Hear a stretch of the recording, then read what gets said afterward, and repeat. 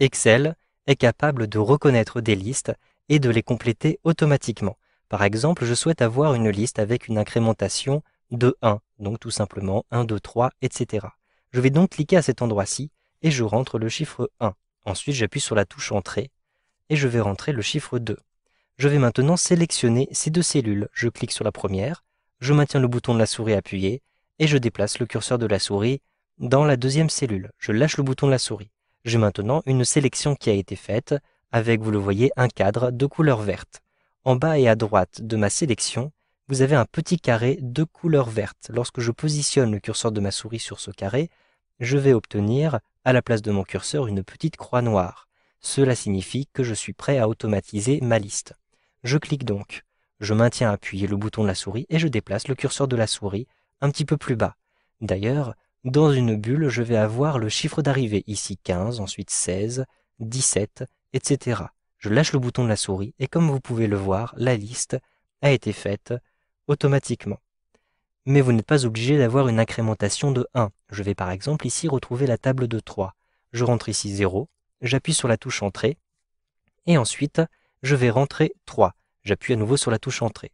Je sélectionne comme tout à l'heure mes deux cellules et je vais automatiser comme tout à l'heure avec un glisser-déplacer. Je vais donc obtenir la table de 3 que vous reconnaissez à cet endroit-ci. Mais vous n'êtes pas obligé de partir de 0 ou de 1. Par exemple, ici je vais partir de 4, j'appuie sur la touche Entrée, ensuite je vais rentrer 7. Je sélectionne mes deux cellules et je vais automatiser comme tout à l'heure. Je vais donc retrouver avec une incrémentation de 3, mais en partant de 4. Donc cela me fait un décalage à chaque fois, comme vous pouvez le voir. Maintenant, je vais créer une liste un petit peu plus complexe. Par exemple, je vais rentrer ici 10. Et en dessous, je vais ajouter 90, donc je vais mettre 100. J'appuie sur la touche Entrée. Cette fois-ci, au lieu de sélectionner les deux cellules, je vais sélectionner les 3 premières cellules. Et je vais automatiser, comme ceci. Eh bien, vous allez voir que Excel va comprendre que l'incrémentation est de 90, donc je vais avoir à chaque fois 190, 280, 370, etc. Mais à chaque fois, toutes les 3 cellules, il va me laisser une cellule vide. Je vais ainsi pouvoir intelligemment construire des listes. Si maintenant je souhaite utiliser des dates, je vais rentrer une première date à cet endroit-ci, mettons par exemple le 1er janvier 2013.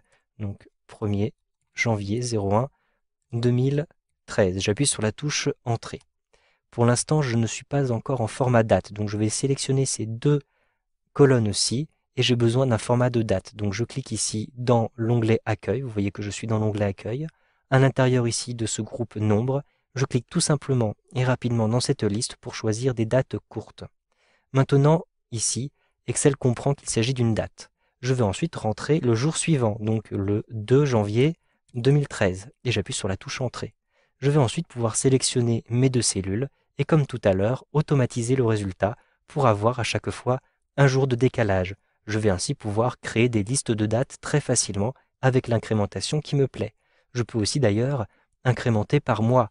Donc par exemple, je rentre ici le 1er janvier 2013 et juste en dessous, je vais rentrer le 1er février 2013 et j'appuie sur la touche Entrée. Maintenant, si je crée une liste avec ces données-ci, je vais obtenir à chaque fois un mois, donc le janvier, le février, mars, avril, etc. Vous pouvez en effet automatiser les noms des mois. Si je rentre à cet endroit-ci, tout simplement janvier, j'appuie sur la touche Entrée. Je sélectionne maintenant janvier et je l'automatise à l'intérieur de ma liste. Je vais obtenir automatiquement une liste de mois, février, mars, avril, jusqu'en décembre, et ensuite je reprends en janvier. De même pour les jours de la semaine. Si je rentre ici lundi et que j'automatise tout simplement cette cellule-ci, Excel reconnaît automatiquement un nom de semaine et donc je vais avoir lundi, mardi jusqu'à dimanche et ensuite je reprends à lundi.